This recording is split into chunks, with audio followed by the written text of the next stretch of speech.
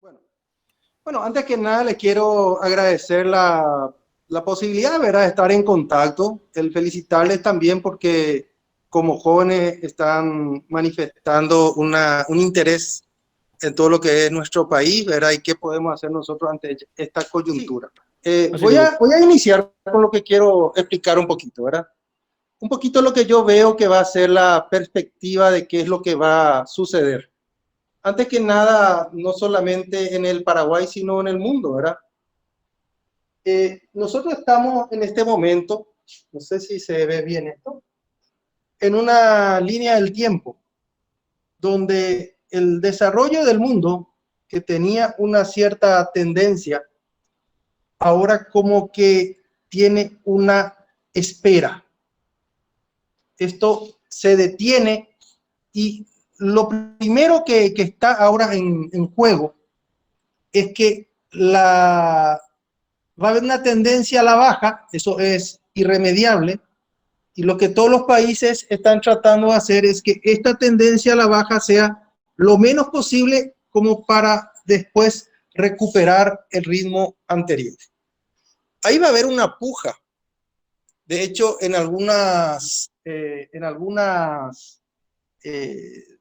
en algunas páginas web y por los comunicados de algunos gobiernos ya se está viendo esa puja, en el sentido de que básicamente, por lo menos por ahora, veo que hay como cuatro tendencias. La tendencia más conservadora, y es que es probablemente la que triunfe, es que el post-coronavirus, la mayoría quiere recuperar lo anterior. Vamos a decir, el modelo 1, volver al esquema anterior. Eso significa tratar de acercarse a esa curva de crecimiento económico y de desarrollo que estaba llevando el mundo. Hay un segundo grupo que probablemente que es la línea más de Estados Unidos y ahora también un poquito Europa, que dice, no, no, no, cambiemos el modelo, pero un poquito, este fue una culpa de China. Entonces, volvamos, pero hay un modelo anterior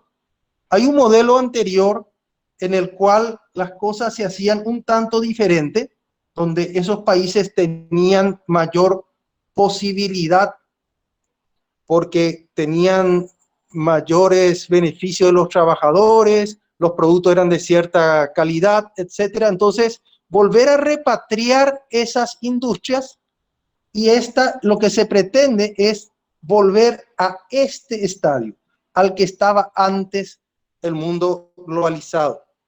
Esa es un poco la segunda alternativa. La tercera alternativa, que es un poco la que yo pienso que tiene que ser fruto de una creatividad en conjunto, es que hay más posibilidades, ¿verdad? Es que de alguna manera este tiempo de espera nos sirva para repensar una tercera opción. Una opción diferente. Una opción un tanto más verde, un tanto ya no haciendo tantas cosas obsoletas como hoy en día hacemos, y empezar a hacer una revolución más profunda en nuestra forma de comercializar, en las claves de nuestro crecimiento e inclusive ahondar más en nuestra filosofía de vida y en lo que debiera ser nuestra base filosófica o nuestra base moral de cómo tenemos que desarrollar el mundo que se viene. Es ahí donde yo creo que la juventud tiene que tener un protagonismo, porque lo más probable es que los conservadores que dominan el mundo, porque ya están en el poder, no es porque sean malas personas, sino simplemente el que está en el poder, el que tiene de alguna manera solucionada su vida, tiende a conservar ese estilo de vida. Ustedes lo harán dentro de 30 años, dentro de 20 años. Entonces, pero los jóvenes tienen la posibilidad de abrir mercados y de abrir oportunidades que les pueden dar a ustedes una chance mucho más importante que en el esquema anterior. Eso un poquito para mí es, ya les digo, el mensaje central. Y ahora centrándonos en lo que es nuestra economía y lo que está sucediendo, todo el mundo va a tener una suerte de recesión económica. Algunos hablan del orden del 5%, 6%. El último informe de la CEPAL dice que la caída que se espera para el 2020 es la mayor caída que ha tenido Latinoamérica en su historia. En la Gran Depresión, la caída también fue de ese orden, del orden del 5%. La Gran Depresión fue en los años 28, 29, 30, inclusive en algunos países duró casi toda la década del 30, ¿verdad? Entonces, en esa Gran Depresión no fue solo un año, fueron varios años. Por eso es que yo por lo menos soy más optimista, no creo que eso vuelva a repetirse. Lo que nosotros vamos a tener es probablemente un pésimo semestre y un mal año. Va a haber algunas economías menos perdedoras y algunas mucho más perdedoras. Todas las tendencias dicen que las economías más avanzadas son las que, en términos de economía, son las que más van a perder. Y eso de alguna manera nos protege a nosotros, ¿verdad? Y eso se debe en gran medida a que, no sé si se fijaron, ¿por qué todo el mundo dice que la economía está mal? Y el motivo principal es que hoy en día cada uno de nosotros está consumiendo exclusivamente lo que necesita. Muchos ni siquiera pueden ganarse el pan de cada día, pero aún así, cada uno está consumiendo lo que necesita y no aquello que eventualmente no necesita. Eso en el Paraguay tiene algunas ventajas. La mayoría de las cosas que nosotros no necesitamos tanto son cuestiones importadas. Los autos, el combustible, el turismo, o sea, la mayoría de las cosas que no son necesidades fundamentales de la persona, entonces son normalmente cosas que traemos de afuera. Y las cosas fundamentales que va a necesitar el mundo como alimento son cuestiones que sí nosotros producimos y producimos en cantidad. Un poco ese es uno de los motivos principales por el cual el Paraguay se vaticina que va a tener la disminución, y eso es una buena noticia, la disminución más baja o una de las más bajas de toda la región latinoamericana, del orden de apenas 1% de recesión, mientras que el resto, los grandes países, están más o menos un 5, 6, hasta 7%, y estoy hablando principalmente de Brasil, México, que son los dos grandes países de Latinoamérica en términos económicos, y también los otros como Argentina, inclusive más. Bueno, eso es un poco la perspectiva. Dentro de esa sumatoria total, hay otra vez áreas ganadoras y áreas perdedoras. Las áreas ganadoras son todo lo que tiene que ver con comercio electrónico, con trabajo a distancia, con educación a distancia, todo lo que delivery, todas estas empresas que de alguna manera reemplazan la estructura normal o común que nosotros estábamos acostumbrando a hacer todas nuestras cuestiones. Entonces, de alguna manera, esas empresas o los que están trabajando en esas áreas tienen hoy en día una gran oportunidad. Un tanto sin ganar y sin perder está el tema de la producción de energía eléctrica, y hago hincapié en eso porque nosotros tenemos Itaipú y Yacyretá, y eso nos da a nosotros una estabilidad. Son dos precios de energía que no van a variar y dos cantidades de productos que vamos a colocar en los mercados brasileños y argentinos, lo cual no va a variar demasiado. Si varía, no va a variar por el coronavirus, sino que va a variar por la situación hídrica del río Paraná. Y el otro elemento importante, que es un no ganador ni perdedor, prácticamente es la agricultura. En la agricultura y la ganadería, las plantas siguen creciendo, las lluvias siguen cayendo, los animales del campo siguen de alguna manera alimentándose y engordando. Entonces, como gran parte de nuestra economía, esto hay una economía primaria, esos esos bienes que a la larga se venden, como la carne, como los granos, como el aceite, van a seguir siendo necesitados por el mundo. Probablemente bajen los precios, pero no en la dimensión que hoy en día están cayendo otros productos primarios como el metal y como mismo el petróleo. Hay otra de nuestras ventajas. Nosotros como Paraguay somos importador de petróleo. La tendencia sería ahora a que el petróleo baje de valor, con lo cual nosotros nos ahorraríamos, pero cientos de millones de dólares en importaciones, en monto de importación. Aparte del hecho que se está consumiendo menos luego, pero también el precio por un tiempo va a bajar. Lo lógico sería que los compradores de combustible de Paraguay empiecen a comprar a futuro, inclusive para asegurarnos que por un tiempo nosotros vamos a tener valores bajos de combustible. Aparte de esa situación, porque hay otros países que tienen las mismas características que nosotros, como algunos países de Centroamérica, pero sin embargo va a caer más la economía que nosotros.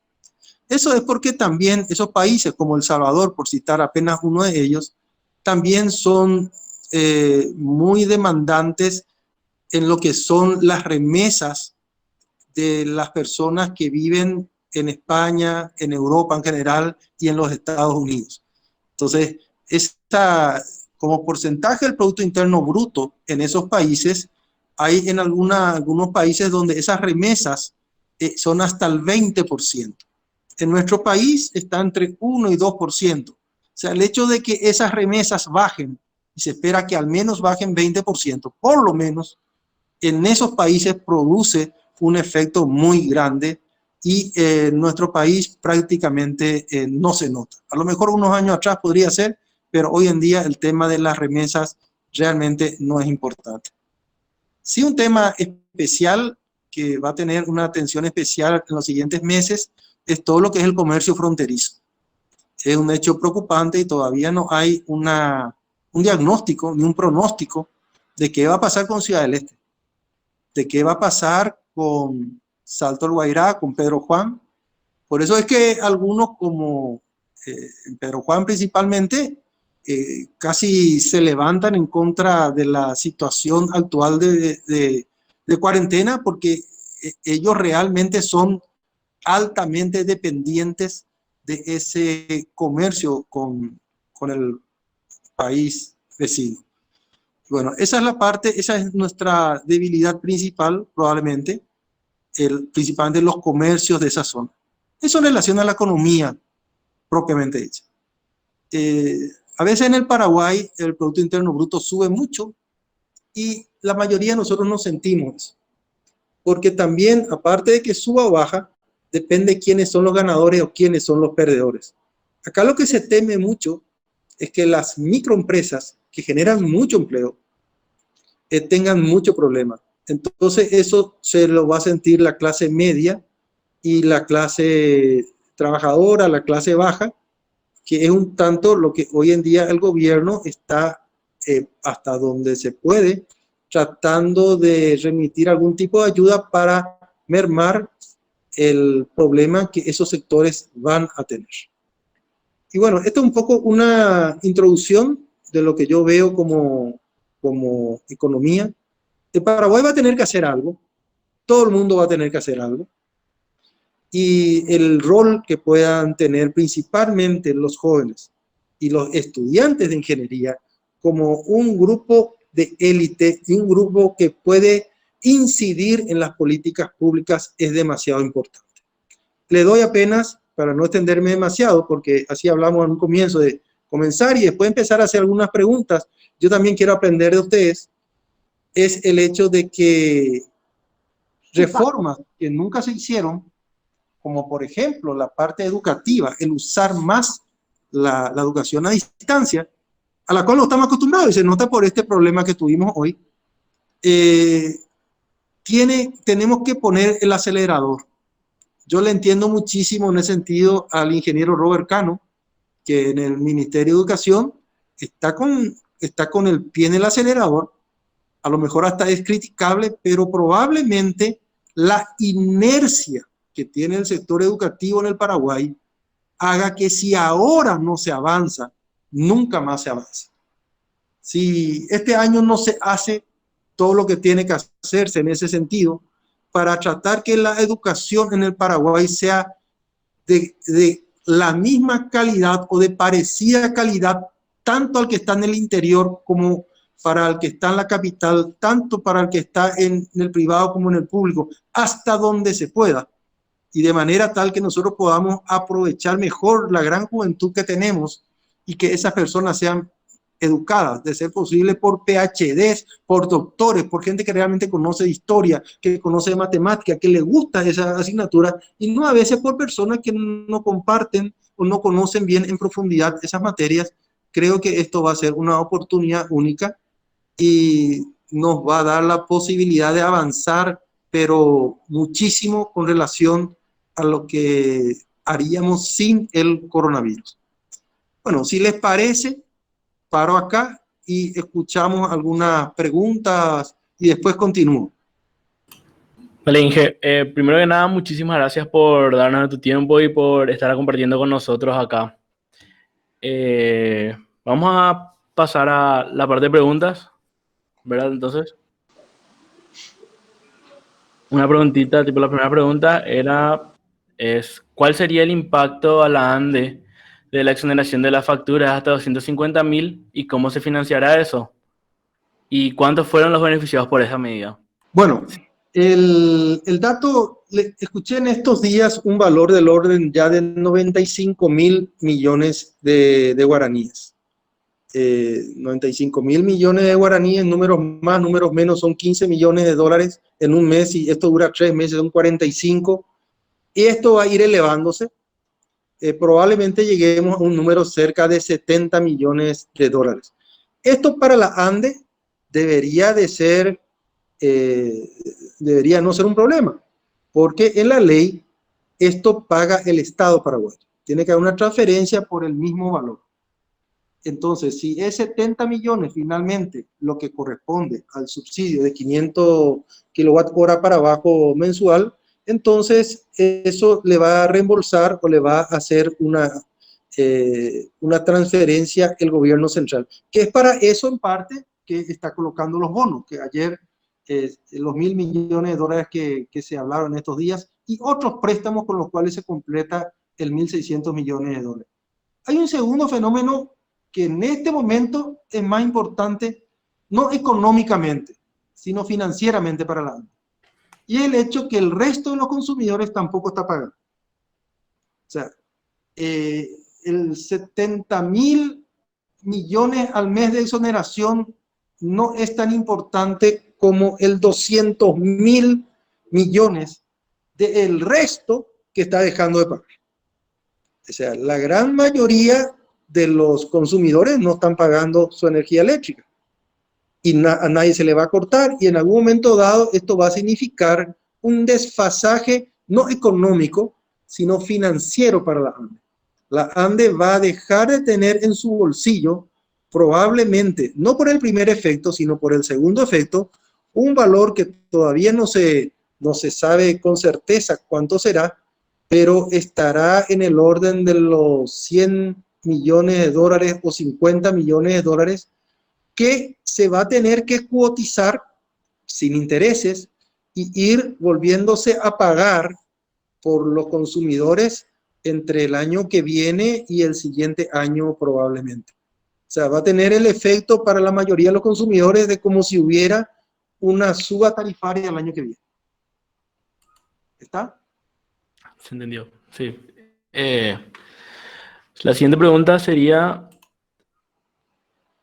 ¿cómo afecta la situación actual al cronograma de inversión de la ANDE? ¿Y cómo quedaría al bajar la tarifa si la situación actual sigue hasta la renegociación? Si la economía no se recupera de acá a 3 años. Bueno, la primera pregunta. El plan de inversiones de la ANDE en gran medida está atado a créditos extranjeros, créditos de los bancos, ya sea la CAF, ya sea el BID, de bancos internacionales, por lo cual la mayoría de esas inversiones dentro del plan maestro no van a ser afectadas. De hecho, la ANDE no ha parado ninguna licitación, sí paró obras. Paró obras, principalmente la de Metropolitana, por el hecho de que hubo una prohibición inclusive de hacer obras públicas por un tiempo en el área de Asunción, porque era donde se centraba la mayoría de los casos de COVID. Entonces, esas obras se están reanudando de alguna manera. Nunca es fácil reanudar. Yo estoy trabajando en una empresa que tiene esta situación y las personas que se fueron al interior cuando se paró la obra, algunos no están pudiendo regresar porque está prohibido regresar. Entonces, hasta se negocia, se habla, se ve, se paga, ¿verdad? Y finalmente se va reincorporando esa fuerza de trabajo. Había otra segunda pregunta, por eso la parte de inversión yo no creo que el tema, si la crisis continúa más, bueno, acá el efecto que vamos a sentir a muy corto plazo es que si realmente la crisis continúa, los niveles de consumo de energía eléctrica en el Paraguay van a ser menores a los inicialmente previstos. O sea, si este año nosotros pensábamos consumir 17.000 gigawatt hora en total y ya se compró esa cantidad de energía, pero en forma de potencia, y finalmente, por efecto de la crisis económica, se consume menos, eso ya está pagado. O sea, eso ya está contratado y se va a tener que pagar. Entonces, y en este caso el perjuicio es mayor porque nosotros ya hicimos compromisos para 2020, 2021 y 2022. Y si la crisis se acentúa, los pronósticos de consumo para esos años y en base a los cuales se hicieron las compras, vamos a quedar con energía sobrecomprada, que de todas maneras vamos a tener que pagar. Ahí es donde un poco el ingenio va a tener que marchar también dentro de la ANDE, y para mí lo lógico sería empezar a ofrecer en el mercado bloques de energía, que fue un poquito lo que nosotros iniciamos como para tener 100 megawatts de oferta o 200 megawatts de oferta y poner eso en oferta en los mercados de manera tal de que si alguien quiere venir a usar esa energía en el Paraguay o quiere llevarla a otro país, lo lleve. Recordando que 200 megas es más o menos la producción de Acaraí, que sí que ni siquiera todavía estamos hablando de la energía de Itaipú. Si además se puede comercializar la energía de Yacyretá o de Itaipú, mejor. Considerando que esa energía comprada en forma de potencia vamos a tener que pagar indefectiblemente. Ya, se entendió. Muchas gracias, Inge. Me gustaría recordar a los compañeros que pueden anotarse al costado para hacer también preguntas. Ahora estamos en un bloque de preguntas preparadas y después vamos a darle la palabra también a ustedes. La siguiente pregunta, Inge, sería ¿en qué medida afecta a nuestro país la caída histórica del precio del petróleo en el corto y mediano plazo? Bueno, para mí es muy positivo. Es muy positivo la caída del costo del petróleo. Realmente a mí me extraña que ya los precios en nuestro país no hayan bajado. No, si fuera al revés, si los precios hubiesen subido, estoy seguro que ya no hubiesen aplicado algún tipo de reajuste. Y esta bajada ya tiene varios meses. Es cierto que el stock está bajando lentamente, pero ese stock se repone ya a un precio mucho menor al anterior. En la medida que el precio del petróleo esté bajo, para nosotros es una gran ventaja. Nosotros somos importadores de petróleo y todos sus derivados. Eso va para nosotros ser un gran beneficio. Y, a ver, ¿qué estrategia plantea para disminuir los efectos negativos que podría llegar a generar futuros problemas en las cadenas de suministro del mismo? Yo creo que algo que tiene que hacer el Paraguay sí o sí, que ahora no está garantizado, es la navegabilidad de sus ríos. En estos días, el Paraná llegó a un mínimo histórico no sé si llegaron a ver las fotos, pero está en internet, causado principalmente por tres fenómenos. Primero, la menor cantidad de lluvias. Segundo, el hecho que en los primeros meses del año el Brasil utilizó la energía conservada en el embalse de Itaipú, bajando el nivel del embalse, lo llevó a un nivel bastante bajo, usando esa energía almacenada en forma de agua. Y luego vino la crisis del coronavirus, que para el Paraguay, por ser un país cuyo consumo de energía es principalmente residencial, no implica una variación muy grande en el consumo de energía eléctrica. En el Paraguay, el consumo de energía eléctrica varía más con la temperatura que con la actividad económica. En el Brasil, que es un país mucho más industrializado, es diferente. Entonces bajó el consumo. Entonces, obviamente, todas las represas del Brasil están intentando recuperar los niveles de embalse, entre ellos Itaipú, a una velocidad mucho mayor de lo que en otras oportunidades se dio, por el hecho que no hay mucho en el Brasil donde colocar la energía. Entonces, esa suba rápida que ustedes, si quieren ver lo que googleen ahora mismo, van a encontrar en la página, busquen nivel del río Paraná y vean ahí en hidrología le va a aparecer el nivel. Busquen Salto del Guairá. El nivel del río Paraná en Salto del Guairá es aproximadamente el nivel del embalse de Itaipú. Por lo tanto, ustedes van a ver que cuando entran ahí y hacen clic, van a ver que hubo una gran bajante de ese nivel, que es donde Itaipú le dio mucha energía al mercado eléctrico brasileño, y luego la rápida velocidad con que eso fue recuperando y que colabora muchísimo en el bajo nivel del río hoy, que nos está llevando a un problema gravísimo de no poder sacar todos los granos que están en nuestros graneros desde Alto Paraná hasta Itapúa, sacarlo por el río Paraná con nuestras barcazas. El otro efecto, primero fue la poca cantidad de lluvia, el segundo, el rellenado, por decir así, del embalse después que el Brasil usó, y el tercer efecto, el hecho que Brasil, también aprovechando que no puede vender mucho su energía hidroeléctrica, empezó a llenar una represa que está sobre el mismo río, sobre el río Iguazú.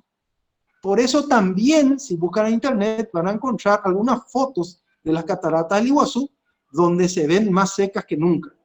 Eso porque hay una presa unos kilómetros más arriba que se está llenando.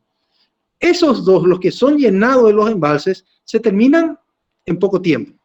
1 semana, 3 semanas, 5 semanas, eso va a terminar. Y vamos a volver a la normalidad. El tema de las lluvias es un problema que ya tiene otro tipo de pronóstico, y a lo mejor hay gente que puede opinar mucho mejor que yo al respecto, pero el nivel de lluvia que tuvimos este año realmente fue muy bajo. Creo que la primera estrategia tiene que ser incentivar y intensificar el dragado de los ríos en las zonas navegables. El río Paraná y principalmente el río Paraguay, que es por donde sale casi toda nuestra producción. A partir de ahí, a partir de que nosotros podemos seguir comercializando con el mundo nuestros productos a través de esas vías navegables, yo creo que la logística está relativamente garantizada. Ese es el único talón de Aquiles que podemos tener, si vamos a tener combustible barato y si vamos a tener posibilidad de tener los ríos dragados, entonces básicamente no hay problema. El río Paraguay también está con un problema, que es la desembocadura del río Bermejo. Ese problema existe casi todos los años, porque el río Bermejo es un río que está un poquito al sur de Pilar. Entonces, lleva muchos sedimentos todos los años. Y esta vez ese sedimento lo llevó en un momento que el río Paraguay está abajo. Entonces, de alguna manera está obstaculizando la navegación. Pero también ese fenómeno va a terminar en aproximadamente 15 días.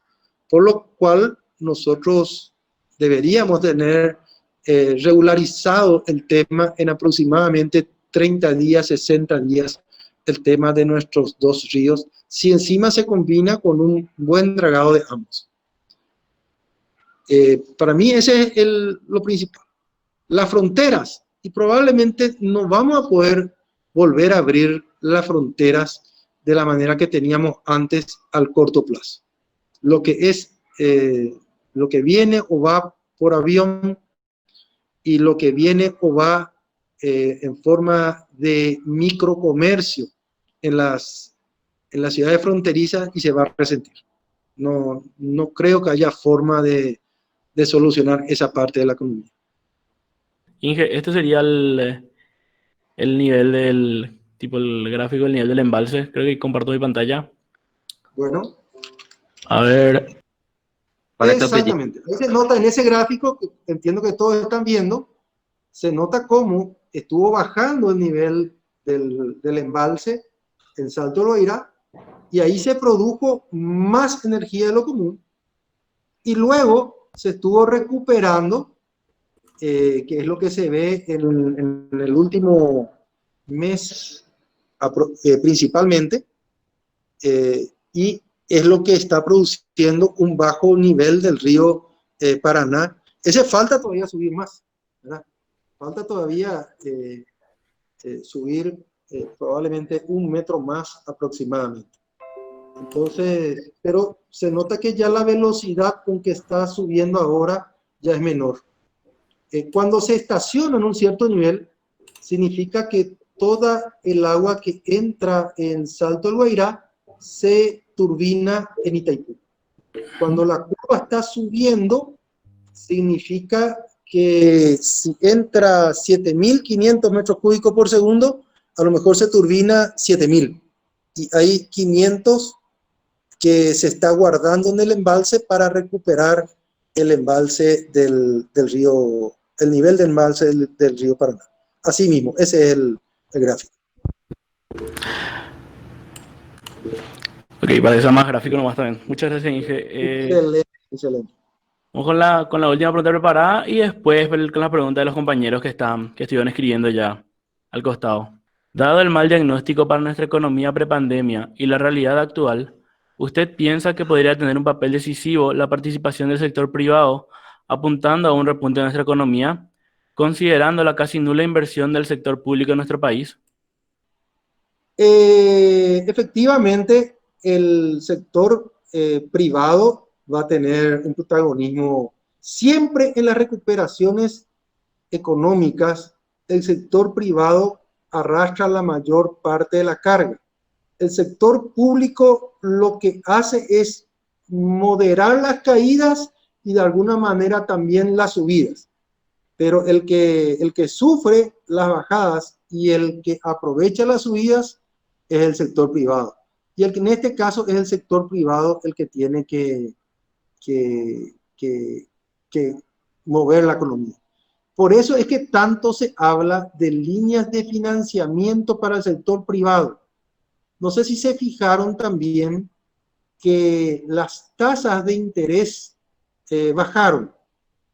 El Banco Central le dio mayor liquidez al sector financiero para de alguna manera, y la forma es fácil, le deja de pagar mejores intereses por poner su plata en el Banco Central. Entonces los bancos tienen que colocar su plata o pierden plata porque no tienen dónde colocar, pierden intereses.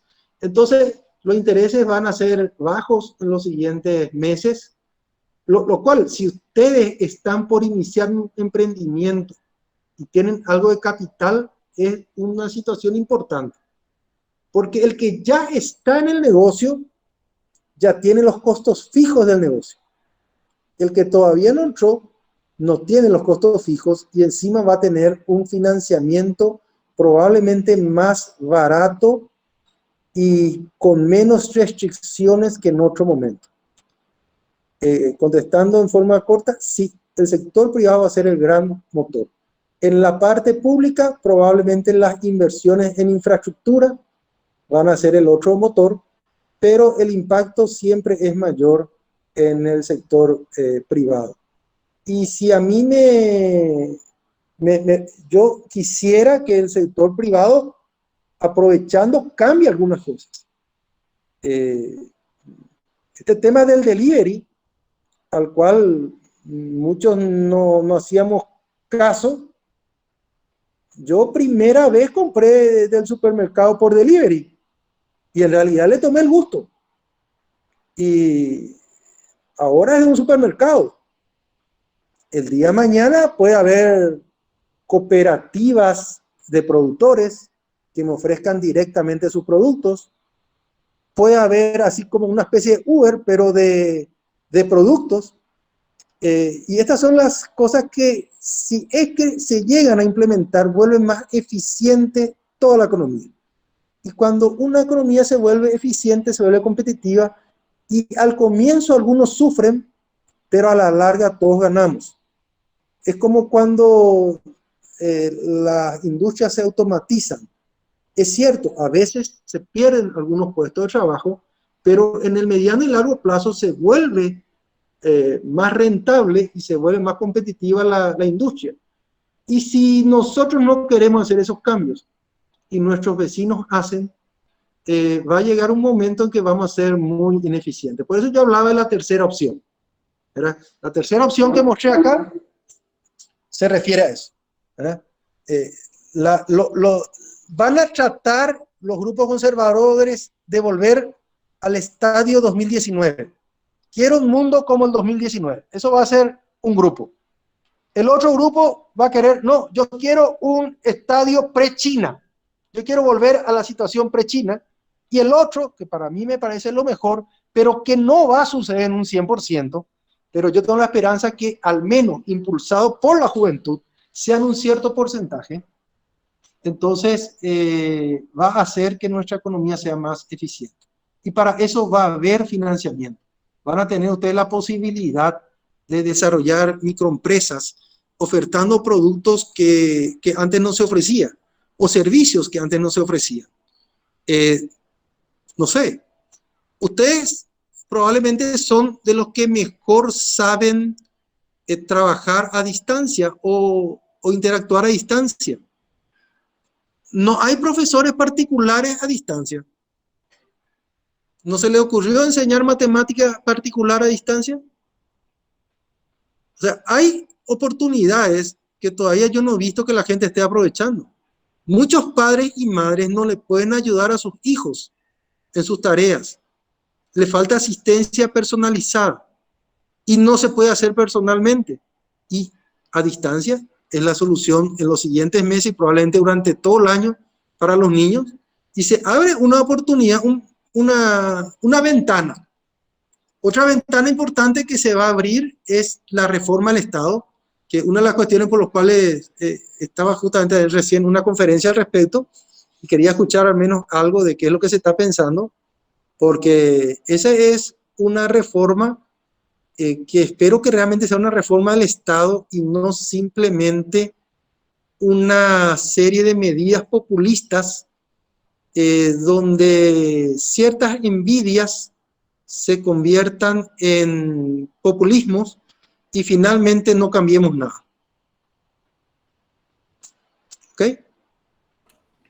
Se entendió. Entonces este es el momento de empezar una revolución, por ahí vamos a decir, en los modelos de negocios y todo eso.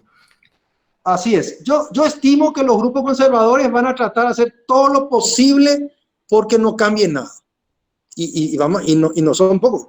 Las cadenas de supermercados. Las cadenas de supermercados se están volviendo ricos. Pero hoy en día no necesitas una cadena de supermercados, ni siquiera un local de supermercado para entregar productos casa por casa. Solamente necesitas tener la logística, los delivery. Un Y depósito y eso puede cambiar toda la ecuación. Genial. Vamos a pasar a las preguntas que hicieron en el chat al costado los compañeros. Empezando con Medes Mendoza, que dijo: con tu base en tu experiencia en el IPS, profe, ¿Crees que es acertado cambiar a todos los que tienen seguro privado en el sector público al seguro de IPS? Por ejemplo, el Poder Judicial tiene la capacidad de la salud pública para soportar, por ejemplo, el Poder Judicial, bueno, ¿tiene la capacidad de la salud pública para soportar este cambio? Hay que, hay que entender que al corto plazo yo veo que el Estado paraguayo está haciendo ciertas inversiones en infraestructura edilicia médica que eventualmente pueden pasar a mano del IPS inclusive. Y en ese sentido, sí. Yo conozco algunos esquemas que funcionan. En países del tamaño del Paraguay, hay dos sistemas de salud que a mí me gustan. Uno es el de Costa Rica, donde la seguridad social, el IPS allá, que se llama Caja Costarricense de Seguridad Social, da el servicio de salud. Y otro es el de Uruguay, yendo a un lugar más cercano todavía, pero un país más o menos de nuestro tamaño, y donde también funciona. En ambos casos, la absorción fue de la caja de seguridad social, llamémosle IPS acá, DPS hacia el ministerio, hacia la infraestructura del Ministerio de Salud. Ese es un modelo que se puede seguir de alguna manera y teniendo el IPS muchos fondos previsionales, puede también aliviarle, comprándole la infraestructura al Estado paraguayo, puede aliviar parte de la deuda que va a contraer ahora el Estado paraguayo y a la vez prestar un mejor servicio. En el tema de salud hay cosas que hay que eliminar. Una de las cosas son los médicos y enfermeras que cambian 2 o 3 veces por día de local de trabajo. Eso es ineficiente. Y ya que vamos a tocar los sistemas, ese es un sistema que hay que tocar. Ustedes a lo mejor algunos tendrán papá, tío o pariente médico o irán al médico y pregúntenle al médico o a la enfermera con quien tratan dónde trabaja. Y le va a decir, yo trabajo lunes, miércoles y viernes en tal sanatorio. Estoy en IPS a la mañana en tal lugar. Y en el Ministerio de Salud tiene... Y todo lo que tiene que viajar y estresarse esa persona. Y bueno, eso hay que tratar de unificar en un sistema de salud y hasta donde se pueda, que las personas dejen de moverse innecesariamente y haya un sistema unificado. Hay otros sistemas interesantes. El sistema paraguayo no funciona. No es que si el IPS se mete con eso asegurado va a dejar de funcionar. El sistema paraguayo no funciona. Nosotros no tenemos hoy en día, o sea, ¿cómo vos medís si un sistema de salud funciona o no? Tiene dos parámetros globales. Uno es la esperanza de vida al nacer. Un país con buen sistema de salud es aquel que tiene alta esperanza de vida al nacer. El Paraguay es uno de los países de Latinoamérica que menos ha crecido en esperanza de vida al nacer. 0,3 años más o menos es lo que sube por año y eso es bajísimo. El otro indicador importante es cuánto cuesta per cápita, porque vos podés tener un buen sistema de salud como el norteamericano, pero carísimo, o el francés, carísimo. Entonces el otro parámetro es cuánto cuesta. Y ahí hay buenos ejemplos. Uno de los buenos ejemplos de ambas cosas es Israel. Por eso, vean las estadísticas de coronavirus, la cantidad de casos que ellos tienen y los pocos fallecidos. Vean Costa Rica y Uruguay. Tienen muchos más casos de coronavirus y cuando ustedes hacen la relación muertos dividido casos de coronavirus, van a ver que en ellos los muertos son poquísimos. Creo que Uruguay están 12 y nosotros estamos en 8 o 9 y en cantidad de infectados ellos son mucho más del doble. O sea, el sistema de infección fue más violento, pero la respuesta del sistema de salud fue más eficiente. Lo mismo que Costa Rica, que tiene todavía menos muertos que nosotros y mucho más infectados. Son dos países para mirar en lo que es salud. Y probablemente también en educación.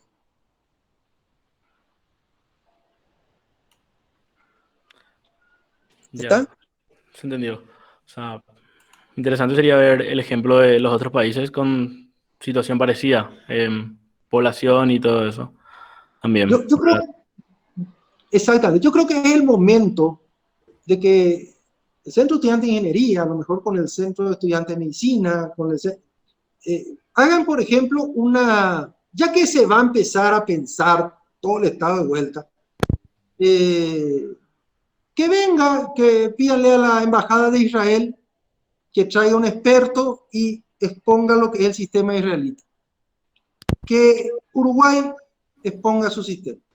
Canadá es un país interesante también. Costa Rica es otro.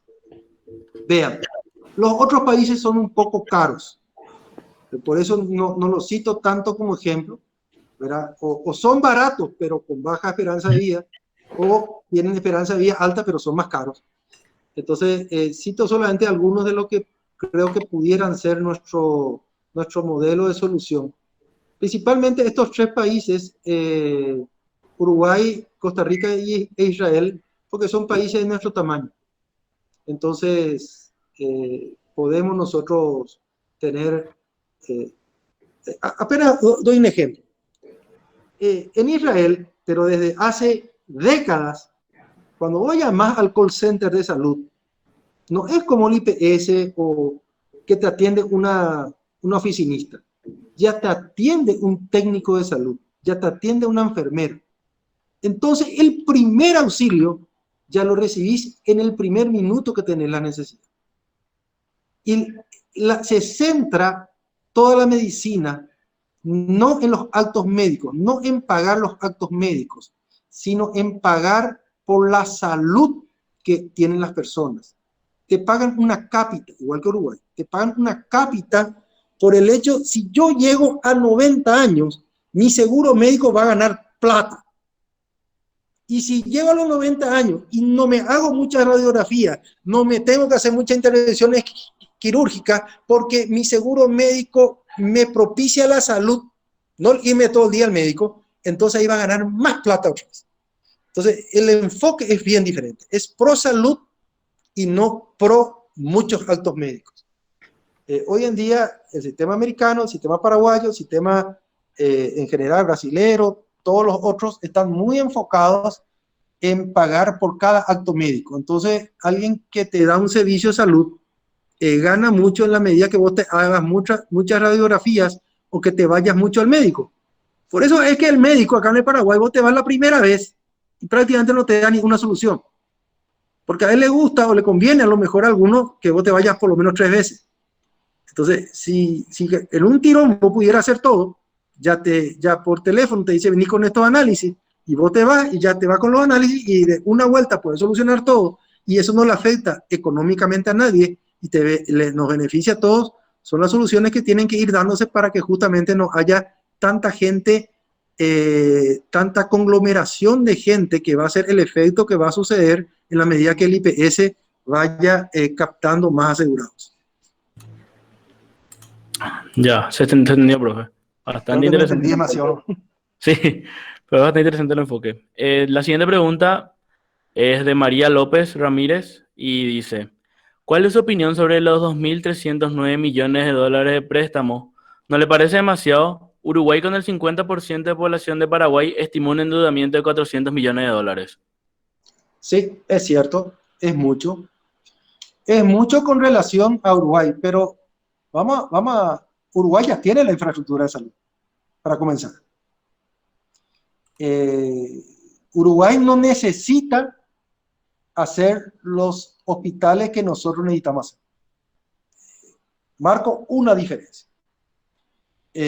Más que la magnitud del préstamo, porque nosotros de todas maneras vamos a tener un endeudamiento no alto. No, según quien habló en estos últimos días, algunos dicen que 25% del Producto Interno Bruto, otros hablan del 28% del Producto Interno Bruto. No es todavía un endeudamiento alto, pero a mí me preocupa, en un Estado ineficiente y lleno de actos de corrupción como vimos últimamente, o de malos manejos, de desprolijidades, meter tanta tentación en plata a gastar en poco tiempo. Yo creo que el problema sobre el cual tenemos que estar muy atentos tiene que ver mucho con no crear un nuevo grupo de millonarios corruptos. Nosotros vamos a poder convivir con un poco menos de dinero, pero no podemos convivir con muchos más corruptos de lo que hoy en día tenemos. Y mi miedo principal de tanta plata va por ese lado. Y tengo la sospecha de que por lo menos algunos de los autores no están cayendo en cuenta en lo importante que es para el Paraguay que se maneje esto con honestidad. Y yo creo que los últimos hechos están demasiado claros como para darnos cuenta todos de esa situación. Y hay mucho más que eso. Hay mucho más que eso. Ya, se entendió. Hay que ser más Si me celoso. permite, extender un poquito. Puedo extender. Pasa que en nuestro país, el ministro de Hacienda ha estar medio desesperado. Y le explico por qué. Otros países se basan en impuesto a la renta, impuesto IVA, y nosotros básicamente nuestras recaudaciones fiscales son impuesto a la importación, que es lo que recolecta aduana, e IVA, ¿verdad? Como baja en la actividad económica, baja el IVA. Y encima bajó muchísimo la importación, algunos dicen que 50 a 70%, y por lo tanto, en su flujo de caja, el ministro de Hacienda ha de estar muy apretado.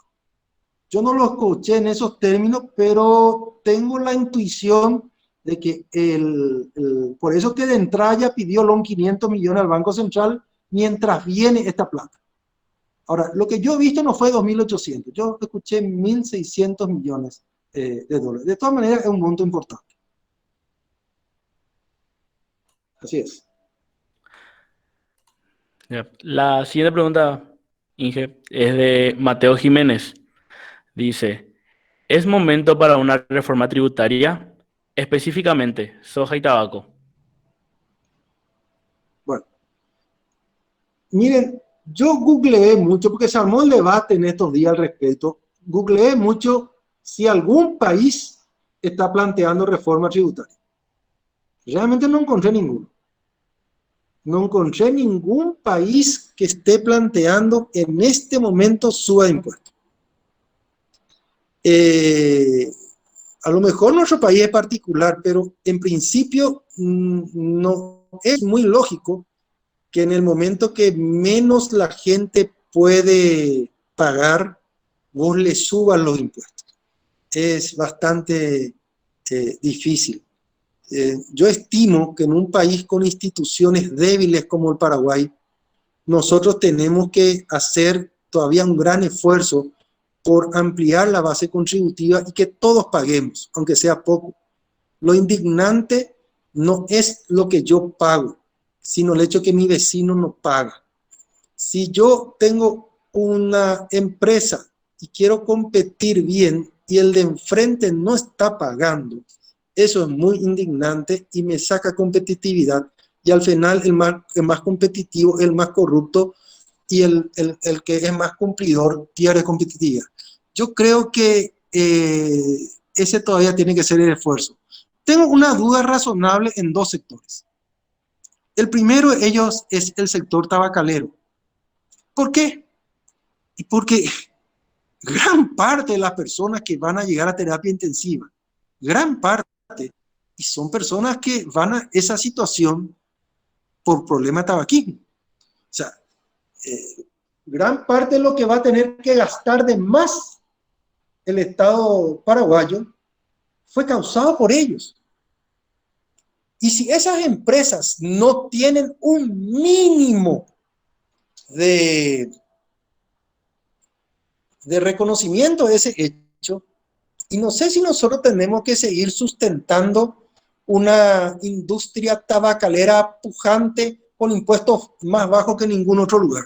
Y que encima, en los momentos que llega una infección pulmonar, hace que nosotros tengamos que invertir millones de dólares en salud. Yo creo que ese es un caso especial. A ser franco, no le haría mal a nadie, me parece a mí, por lo menos en el mediano plazo, sí les sabe que esto ya va a subir. Esto es insostenible. Tengo una duda al respecto. No estoy seguro si es el tiempo, y también en todas estas cuestiones entra la política. Hoy en día, ustedes saben, las influencias políticas de los grupos de poder, y son los que te dan los votos o no. Y hoy en día, salvo las redes sociales, no hay posibilidad de hacer movilizaciones. Entonces, es una cuestión de que no sé si es el momento exacto, pero sí es un camino que el Paraguay tiene que seguir sí o sí en los siguientes meses y años. Nosotros no podemos tener impuestos tan bajos al tabaco.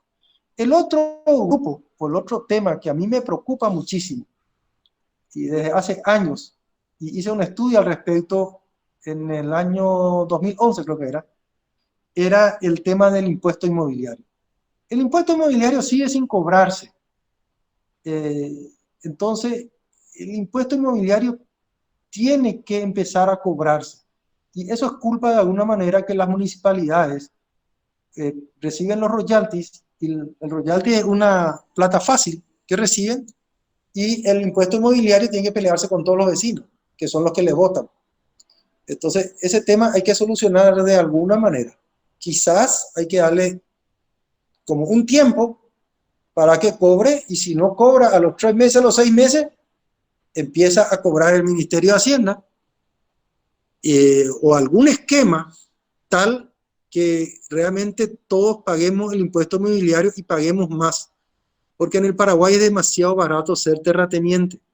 Entonces hay mucha especulación inmobiliaria. Cuando uno hace especulación inmobiliaria, lo que sucede en la práctica es que un lote que a lo mejor una persona de clase media necesita para vivir, vos lo estás conservando como parte de una especulación tuya, por si acaso dentro de 10 o 20 años puedas venderlo más caro. Y indisponibilizás para la gente que necesita. La siguiente pregunta, Inge, es de Diego Granada. Dice, si te tocase elaborar políticas para dinamizar la economía, ¿en qué sectores te enfocarías? Bueno, creo que lo más importante de enfocarse en este momento, hoy, por una cuestión coyuntural, porque es diferente lo que hay que enfocarse en estos 2 o 3 meses que lo que hay que enfocarse un poco más para adelante. Creo que lo más importante es preservar el empleo. Hay que tratar que las cifras que escuché de IPS son demasiado altas. Hay que tratar de preservar el empleo. El empleo puede llevar a mucha gente a la pobreza y a otros a la pobreza extrema. Y eso a nosotros nos puede hacer retroceder una década o a lo mejor 15 años. Eso no tiene que ocurrir. Entonces, la medida principal tiene que ser a preservar el empleo y a formalizar el empleo. Hoy en día tenemos números más, números menos, no sé cuánto llegó hoy, creo que 800.000 personas, que dicen están realizando actividades económicas, que estaban realizando actividades económicas y ahora desarrollan menor actividad económica. Fantástico. Se le está subsidiando. Entonces es el momento de pedirle que regularicen su situación, que todos tengan su RUT, que todos ahora reciben ayuda del Estado, pero que todos declaren qué actividad económica es la que hicieron, que conozcamos mejor quién es quién en nuestro país para saber a quién cobrarle y quién no. Entonces, creo que esa parte en la coyuntura hay que aprovechar. Las personas no te van a dar en nuestro país libremente sus datos si no necesitan del Estado paraguayo. Todos le escondemos los datos. Voy a traer la tarifa de la ANDE que alguien preguntó a la subsidio. Hoy en día tenemos quiénes son los 800.000, supongo, que ameritan subsidio. Pero en vez de eso, vamos a subsidiar a 1 millón de hogares con energía eléctrica. A lo mejor ese 200.000 no necesita el subsidio. Es una casa abandonada. Es un departamento de lujo que consume menos de 500 kilovatios hora. Simplemente todavía nomás no se ocupó. y vamos a subsidiarle. Yo creo que hay que subsidiarle al que es objeto de un subsidio o sujeto de un subsidio. No subsidiar simplemente por el 500 kilovatios. Si ya sabemos quiénes son los que tenemos que subsidiar, esos 800.000 que detectó el Ministerio de Hacienda y que hay que depurar esa lista, entonces, o sea, esos son los que ameritan y hay que cambiar esa ley de la tarifa social para subsidiarle a quienes realmente ameritan nuestro subsidio. Eso es a corto plazo, preservar el empleo y preservar los ingresos de la clase trabajadora y de la clase que está en el borde de caer debajo de la línea de pobreza. No tenemos que aumentar la pobreza. El gobierno está fracasando en la rapidez de llegar hasta el más pobre. Eso se está subsanando gracias a la solidaridad del pueblo paraguayo, gracias a las polladas, a las ollas populares, a la asistencia, a que yo le ayudo a este, a que yo le ayudo a aquel, a que hay una solidaridad realmente que es un valor importantísimo en nuestro pueblo, que salió como nunca a flote y que va a ser lo que va a hacer que ganemos esta lucha. Pero a corto plazo eso tiene que mejorar drásticamente. Eso a corto plazo. Más adelante, ¿qué es lo que tiene que hacerse? Donde hay rápida posibilidad que las nuevas tecnologías o las nuevas formas de hacer las cosas puedan desarrollarse. Este tema de trabajo a distancia. Hoy salió una reglamentación, no tuve tiempo de leerla toda, del trabajo a distancia para funcionarios públicos, pero también tiene que ser para, y de hecho ocurre, donde yo trabajo tenemos 20 personas con trabajo a distancia y cumplen. Ese tiene que ser un impacto grande. Hay que aprovechar para impulsar todo lo que se pueda la factura digital, que haya menos necesidad de movimiento de balde, los trámites que puedan hacerse a distancia, que la gente se bancarice más y se vuelva más eficiente el sistema. Al disminuir los movimientos que hacemos de balde, innecesariamente llevando y trayendo expedientes de un lugar para otro, llevando y trayendo facturas, o buscando plata de un lado para llevarla a otro, nosotros vamos a disminuir el tráfico, van a disminuir los accidentes, vamos a llegar más rápido al trabajo, vamos a volver más rápido. Entonces, este puede ser un año que nos centremos en la eficiencia, en todo lo que sea movimiento. Gracias a que, en parte, mucha gente va a dejar de llevar a sus hijos al colegio, a la escuela. En parte, todos estamos haciendo algo a distancia y hay que aprovechar esa ola. Y hay que digitalizar todo lo que se pueda. Ahí hay un problemita que yo no sé cómo decirles. Hay una cantidad de servicios que nosotros pagamos, hacemos, que realmente no tienen ni que existir. Y esos servicios obsoletos, que hoy en día no estamos pagando. Cito uno simplemente para mostrar. No estamos pagando el cuidacoche, ¿verdad? Pero hay mucho más que eso. Ese es apenas el caso que menos me preocupa, ¿verdad? Nosotros pagamos una cantidad de cuestiones que no tienen la importancia que tenían antes. Lo que pagamos en cada escritura, lo que cobran los escribanos. Miren, si alguno de ustedes tiene papá, mamá, escribano, miren, me disculpa, pero nosotros no podemos tener un régimen de hace más de un siglo. Esto tiene que cambiar, se tiene que volver más eficiente. Y al volverse eficiente va a haber perdedores. Y lo que tiene que haber es una fuerte ayuda a los que son perdedores, principalmente desde el punto de vista de educación. Decir, está bien, voy a Cuidacoche, va a entrar en un sistema de formación y capacitación, si se puede. Si sos una persona que tiene una incapacidad física, ya sea por la edad o por una lesión, bueno, pues tenemos un programa que te solucione esa imposibilidad de generar ingresos de la forma tradicional, y tenemos a los que sí se puede darle la formación y capacitación de manera tal que pueda hacer otro tipo de actividad, que sí podamos tenga mayor empleabilidad en el mundo que se viene. Porque si no, vamos a tener un grupo de gente que va a ganar mucho en este problema, y una gran cantidad de gente que va a quedar excluida. Y esa gente excluida nos va a generar un problema grave social. Esa sería más o menos la receta en general. Si yo sueño, yo creo que esta crisis va a ayudar a aprontar toda la modernidad que siempre nos negamos a tener. Espero que nunca más se haga una fotocopia de cédula. Espero que los trámites ya no tenga que uno hacerlo en forma personal, sino que se puedan hacer a distancia. Nosotros nos quejamos y vivimos en Central y Asunción. Hay gente que, fíjense lo que tiene que hacer una persona, no digo lo del Paraguay profundo, de Santa Rosa, si quiere quejarse en la oficina de defensa al consumidor, porque algún servicio de Tigo, de personal de ANDE le vino alto.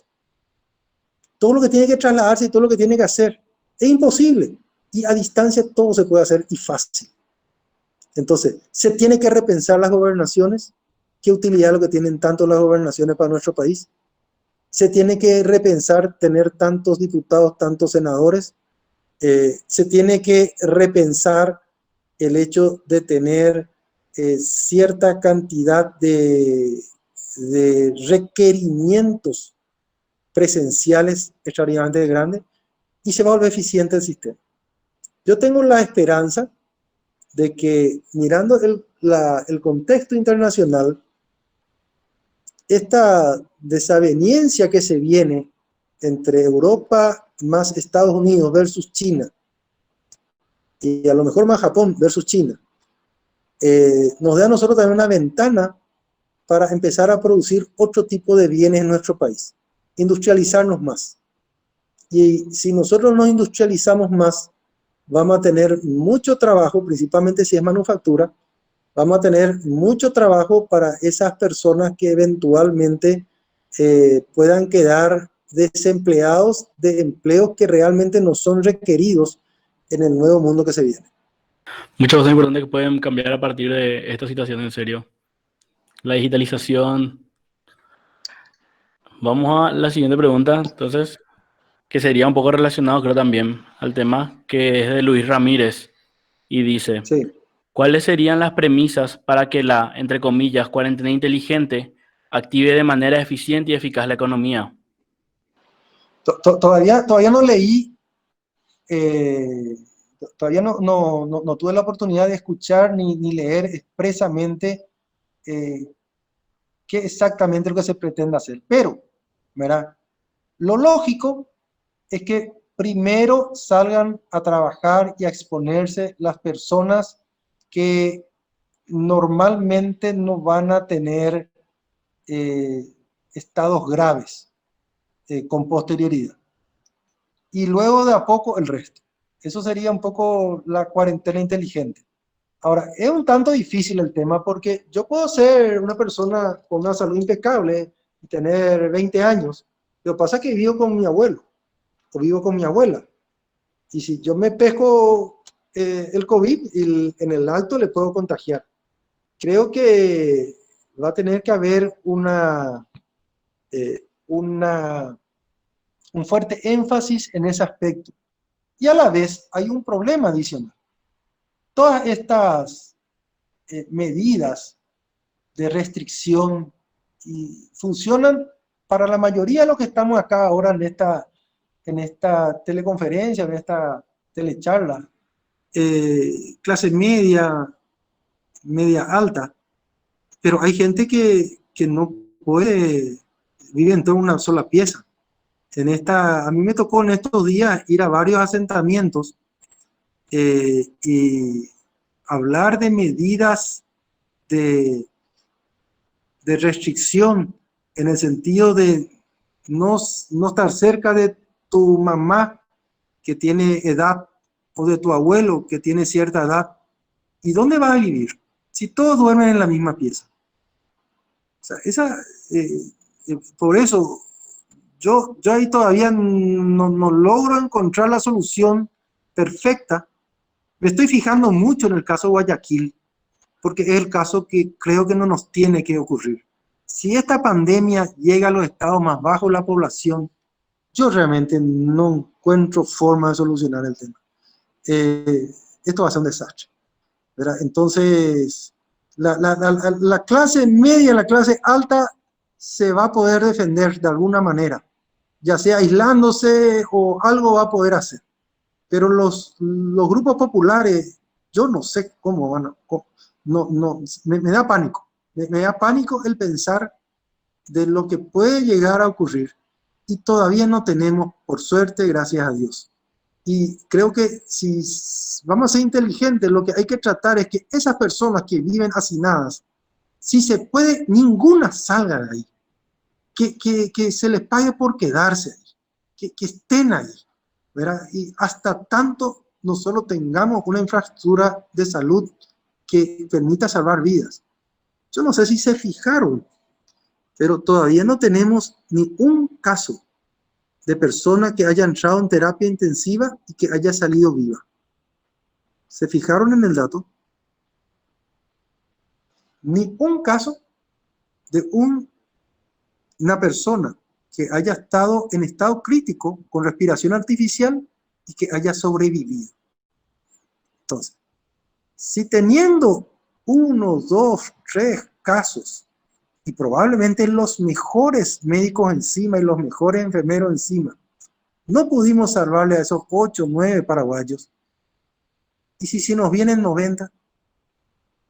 ¿Y si se nos vienen 200?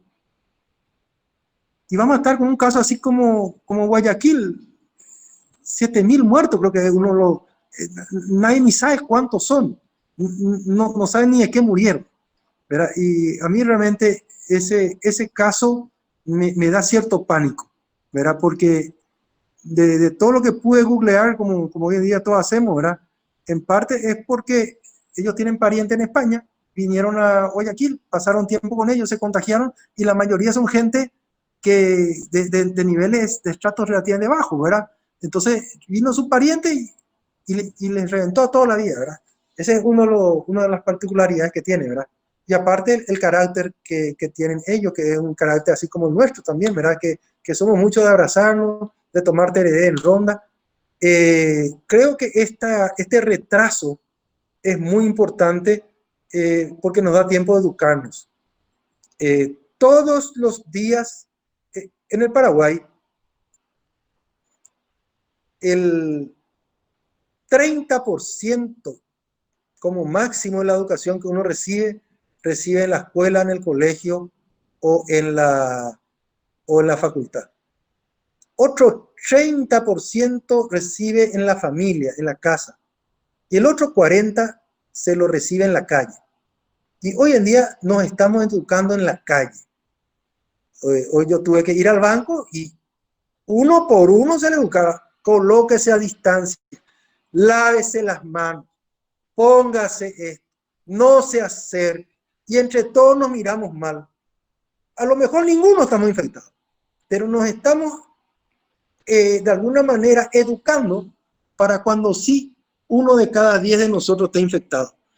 Yo no veo otra forma que nosotros los paraguayos nos eduquemos que no sea mediante este entrenamiento masivo que estamos haciendo en las calles. Cada vez que, por eso digo, esta pelea hoy en día la está ganando la policía y la fiscalía y los militares. Cuando nos paran, nos exigen, nos cuestionan.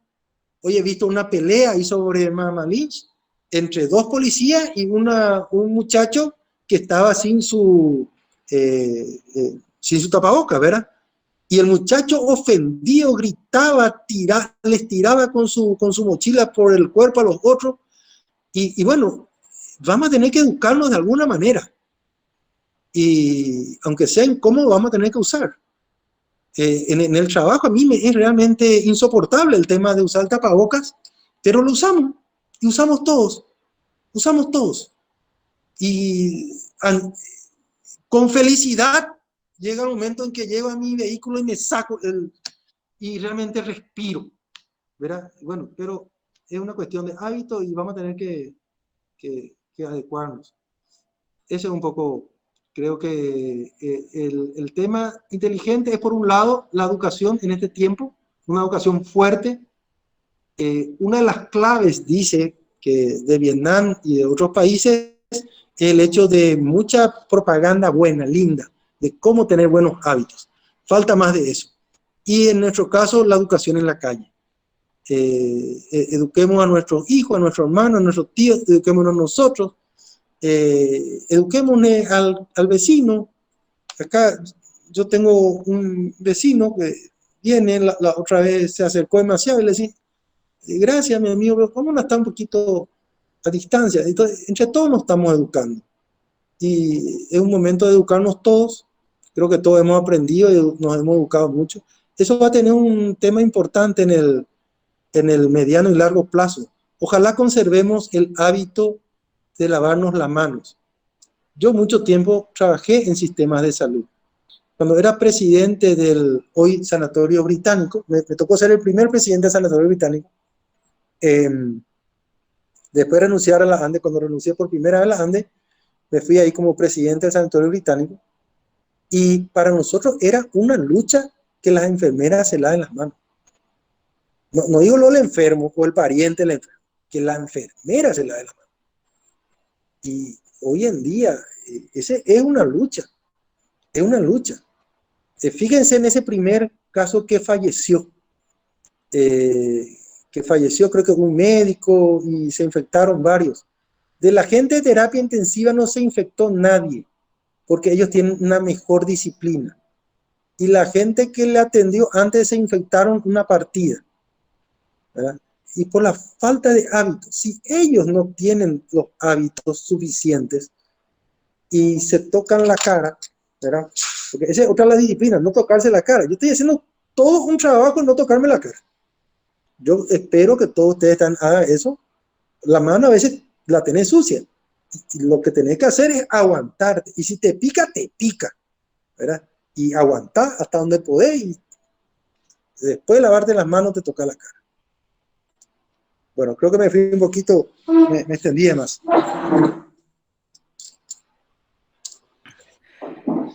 Igual estuvo muy interesante los puntos que tocaste, Inge. El hecho de la educación para evitar justamente que llegue a la población que sufre de déficit habitacional, que es la más sensible. La verdad es un tema bastante interesante. Tenemos dos preguntas más de parte de la gente. No sé si seguimos con la lista abierta o tipo se la dejamos en estas dos preguntas. Depende. Yo no tengo problema. Estoy con problema de batería. Un ratito. Si logro. Sí, no hay problema. Yo no tengo problema. Ok. Bueno, te leo la siguiente pregunta entonces, Inge. De Mauri Aguayo. Sí, sí. ¿Qué opina usted sobre la colocación de bonos por parte de Itaipú a modo de financiamiento de la crisis, aprovechando la disminución de deuda en los siguientes años que da ese margen de endeudamiento posible? ¿Existe la posibilidad de adelantar la negociación, ya que el paquete de emergencia actual de 1.600 millones es muy bajo en relación porcentual con el PIB? Bueno, ya está. Yo supongo que la plata, ese 1.600 ya da. Como alguien señaló antes, si Uruguay con 400 solucionó o piensa solucionar, y son gente más estructurada que nosotros, yo creo que ese 1.600 ya está suficiente. No hay que exagerar, ¿verdad? No veo para qué meter el tema Itaipú acá. Eso nos va a permitir una negociación en la cual nosotros no tenemos que apurarnos. Ellos están con problemas graves de manejo político. Yo no sé si en este momento el gobierno de Bolsonaro se va a animar a presentar algo que sea favorable al Paraguay.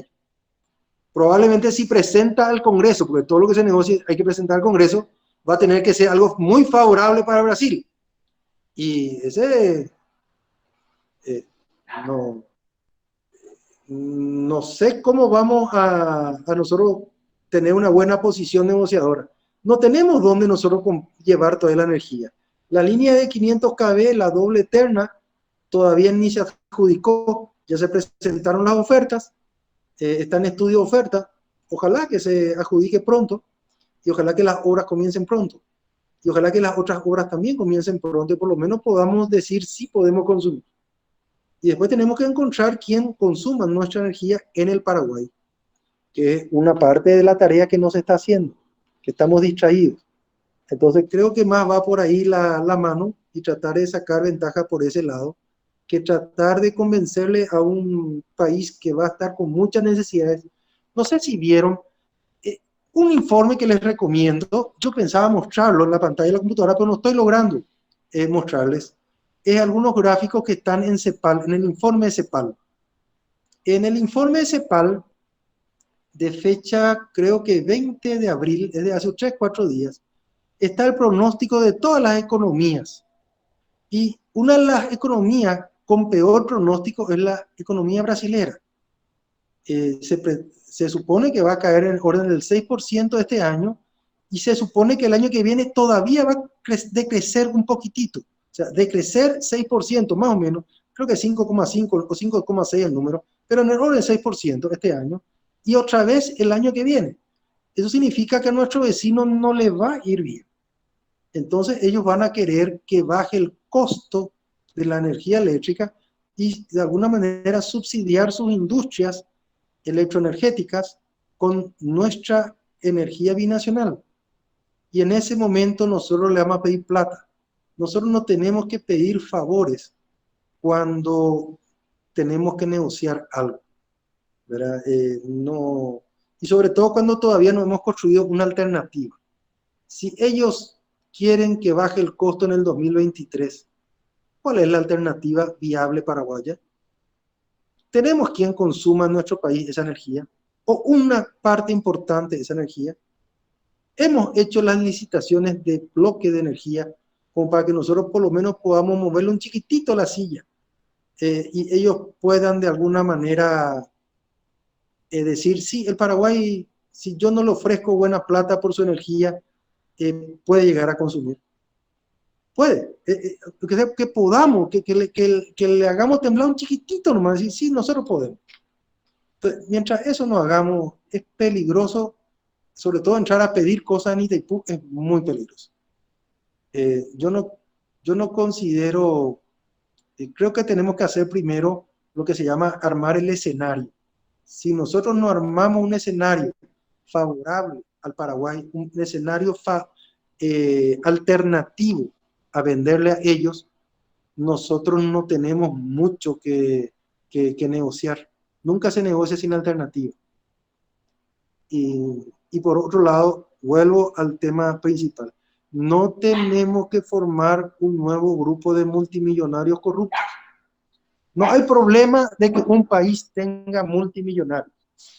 Yo quisiera que tengamos muchos multimillonarios, pero quisiera que los multimillonarios del Paraguay sean multimillonarios porque son guapos, porque son capaces, porque son competitivos internacionalmente, porque son genios, porque generan nuevo empleo, porque realmente entran en los mercados internacionales, porque saben ser eficientes en su empresa y no porque ganan un coto de mercado, un monopolio sobre un cierto hecho, porque ganan y saben hacer un negocio con el Estado y de ahí se vuelven multimillonarios. Y ese es el esquema de enriquecimiento y de generación de élites oligárquicas que primero nos gobiernan monetariamente y después terminan gobernándonos políticamente.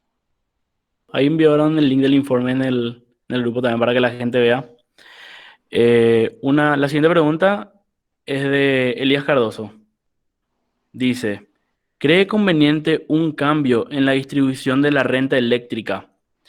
Los beneficios netos que perciben las hidroeléctricas de los beneficios netos que perciben las hidroeléctricas nacionales para un mejor aprovechamiento económico nacional en la etapa luego del COVID-19. Yo no creo que eso se pueda tratar beneficiosamente para el Paraguay en los siguientes meses. No veo, principalmente por la situación política de Brasil. yo no veo. Ahora, después del 2023, y depende de lo bien que negociemos y de que hayamos formado un escenario. Lo único que me da cierta esperanza es que esta catástrofe que vamos a tener en el negocio fronterizo hace que una de las medidas de presión principales que tenía Brasil contra el Paraguay y del cual hizo en su momento uso coaccionando al Paraguay y al gobierno de Paraguay, cortándole las exportaciones del Paraguay al Brasil. Hoy en día esa herramienta de coacción por un fenómeno exógeno desapareció. Entonces no nos pueden coaccionar por ese lado. Pero yo lo que creo que ellos en este momento no están en posición de negociar. Yo no creo, no, de lo que he seguido la política brasilera, este gobierno está con grandes problemas y en la medida, hoy llegó al récord de muertos en Brasil. Y en la medida que esto suba, no, yo no sé cómo va a terminar. En este momento tiene pronóstico reservado. Que sí que hay que tener mucho cuidado ahí. Ok, Inge, creo que ya no hay más preguntas de parte de los compañeros tampoco. Bueno, Eh, Podríamos dejar hasta acá la charla, la reunión. Bastante interesante, la verdad. Desde el equipo de Fiuna para Todos estamos muy agradecidos por contar con tu presencia hoy y también de parte de todos creo que estamos muy agradecidos por que puedas compartir un poco de lo que sabes con nosotros, ¿verdad? Darnos tu perspectiva y nos sirve también como inspiración y motivación para que nosotros podamos ver también cómo adaptarnos a todo este nuevo sistema que nos está afectando a gran parte de la población ahora. bueno, muchísimas gracias por la oportunidad. Y ya que andan con un poco de tiempo, me permito sugerirles que vean un video de entre todos los que en estos días tuve la posibilidad de ver, de Bernardo Toro. Entren en YouTube, Bernardo Toro. Pasó por la televisión, pasó por Telefuturo y está en YouTube. Él, ya sea esa exposición de él que es un poco larga, de 1 hora y algo, pero que es específicamente para Paraguay. Es muy interesante si tienen tiempo. Y si no tienen tiempo, busquen de la misma persona, de Bernardo Toro, una exposición más corta que está también en YouTube. Hay desde 5 minutos hasta 15, que son más amenas, pero no dirigidas a Paraguay, para entender un poquito lo que es la alternativa que él presenta al sistema actual de poder que tenemos en el mundo, y que de alguna manera yo creo que nos tiene que servir a todos como inspiración. Y a ustedes que son jóvenes, ni qué decir. De mi parte, muchísimas gracias. Dije, ahí envié el link al chat en el costado para que puedan ver. Encontré el de Ah, 1 hora y bueno, el que habla sobre, que salió en NPI hace unos días. así mismo, así mismo. Ese Ok. es el que es extenso y el que está hecho para Paraguay, ¿verdad? A veces hay que adelantar un poco porque también nuestros periodistas locales hablan mucho, ¿verdad? Pero este señor no tiene desperdicio. Y la mayoría de las veces a los que nos gusta la matemática nos gusta también la filosofía. Es algo raro, ¿verdad? Y en nuestra mente cuadrada de suma y resta, meter algo como esto puede darle a ustedes una ventaja en cultivar el espíritu profundo humano de ustedes por encima del suma y resta. Muchísimas gracias. Así mismo, dije, muchísimas gracias a usted. Y muchísimas gracias a toda la gente que se prendió también a esto y que demuestra también interés en los temas de actualidad. Y nada más que agradecerle otra vez. Dale, gracias. Hasta Hasta luego. luego.